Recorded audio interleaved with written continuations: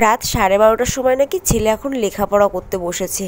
ভাবা যায় সারাদিন যেমন তেমন, কিন্তু রাতের বেলা নাকি ওর এই টাইপটাতে নাকি খুব পড়া পায়। তো যাই হোক, 12:30টার সময় পড়তে বসছে, আর ওদিকে আমি চাঁদের জন্য বানিয়ে নিলাম ধুতি আজকে।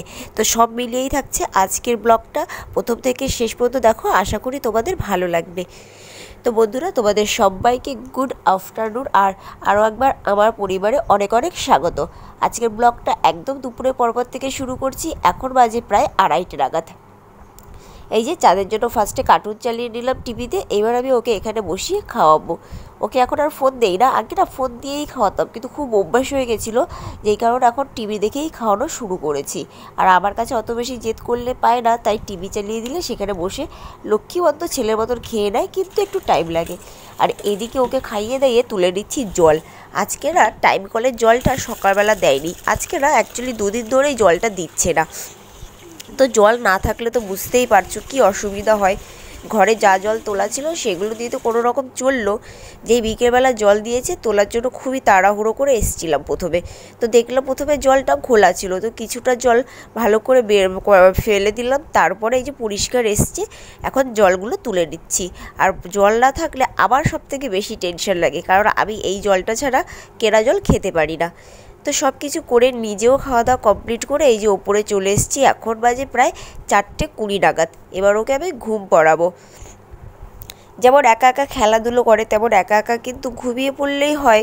ওর বয়সী বাচ্চারা কিন্তু অনেকেই একা একা ঘুমায়, কিন্তু এই যে ইনি আর ঘুমাবেন না, এনাকে পায়ে দোল দিয়ে ঘুম পড়াতে হবে। তো এবার আমি ওকে ঘুম পাড়াবো। আর এদিকে দেখেছো, যেহেতু আমাদের খাটের সাথেই পুরো জানলাটা পুরো লাগোয়া একসাথে, তো আর পুরো রোদটা ঢুকে খাটেই পড়ে, খাটটা না পুরো গরম হয়ে যায় দুপুরবেলার দিকে। এর জন্য পর্দাগুলো ভালো করে দিয়ে দিচ্ছি, না হলে আরও বেশি খাট গরম হয়ে যাবে। এমনিতেই তো দোতলা, আর এবার গরমের শুরুতেই যে গরম দিয়েছে ভাবার মতন না। জল ফিনিশ।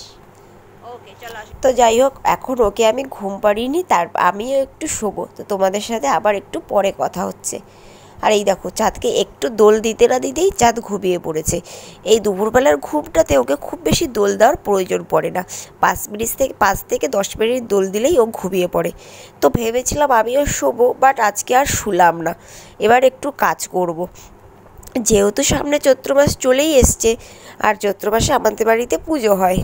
সবাই বলতে পারো কি পুজো, এটা হচ্ছে নীল পুজোই, মানে আমি নীল পুজো বলছি, আমাদের বাড়িতে পাট ঠাকুর আসে, তো সেই পুজো হয়। অবশ্যই তোমাদের সাথে শেয়ার করব। তো তার জন্য ধুতি বানাবো। ওই একটা ধুতি নিয়ে নিলাম ওর ছোটোবেলার সাইজ মতন, ওটা দেখেই বানানোর চেষ্টা করব, কারণ বড় শালু কাপড় পরাতে খুবই অসুবিধা হয়। তো তাই একটু ট্রাই করে দেখছি আর কি পারবো কি না। প্রথমেই আমি যেই ইলাস্টিকটা থাকে সেটাকে একটু কেটে ছোট করে নিলাম, তারপরে যেই শালু কাপড়টা কেটেছি এবার কোমরের সাইডটা, সেই পোশাকটাই আগে সেলাই করে নেবো হাতে। যদিও চেষ্টা করাটা মনে হচ্ছে বৃথা যাবে, আবার নাও যেতে পারে, তো ট্রাই না করলে তো বোঝা যাবে না। এই দেখো আমার অবস্থা, কেটে নিয়ে আমি জামা কাপড় মারার ক্লিপগুলো আটকে নিয়েছি। আমি তো এইসব কাজ করি না, তো আমার কাছে তো টুলস নেই, তো যেটা ছিল চটপট করে সেটাই এরকম কাপড়ের মধ্যে লাগিয়ে দিলাম। এবার আমি সেলাই করে নিচ্ছি।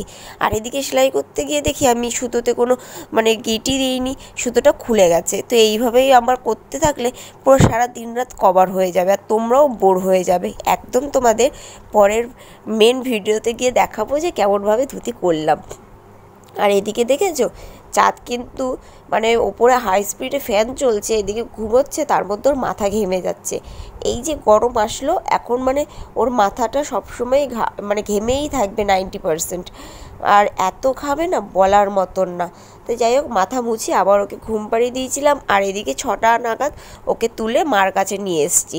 আর এদিকে দুধটাকে একটু ছেঁকে তারপরে বোতলে দিলাম, না হলে যে শর্টটা থাকে তো ওইভাবেও খেতে পারে না, আর বোতলেও কিন্তু আটকে যায়। আর আমি চললাম এদিকে পড়াতে। আর এদিকে দেখো, এখন 12:30 বাজতে চলে, আবার ছেলে এখন পড়াশুনো করতে বসেছে, জাস্ট ভাবা যায়। আচ্ছা, আবার ABCDও লিখেছে কত সুন্দর করে, দেখেছো? বাউ, নাইস।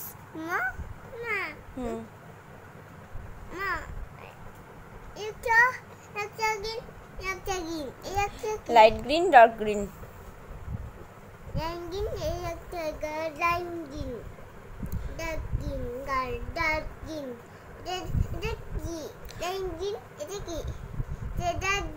Yes.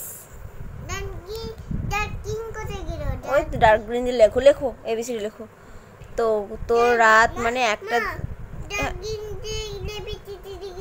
হ্যাঁ হ্যাঁ লেখো। ও তো রাত একটা মানে কম করে 1টা 1:30টার আগে ঘুমাই না। তো আমার এখন যদি চেষ্টা করিস, হ্যাঁ হ্যাঁ লেখো লেখো শোনাই লেখো। সেটাও মানে বৃথা যাবে খালি খালি, এর জন্য আমিও বসে আছি, আমি তো ঘুমে তাকাতে পাচ্ছি না। ওর এটা একদমই ছোটোবেলার অভ্যাস পুরো, মানে একটা তো কম করে একটা তো বাজবেই, না হলে ঘুমই নাকি ওর আসে না। আর আমার ছেলের মতন তোমাদের বাড়ির কার কার অবস্থা একদম কিন্তু কমেন্ট করে জানাতে ভুলো না। তো চলো আজকের মতো ব্লগটা এইখানেই শেষ করছি, সবাইকে গুড নাইট।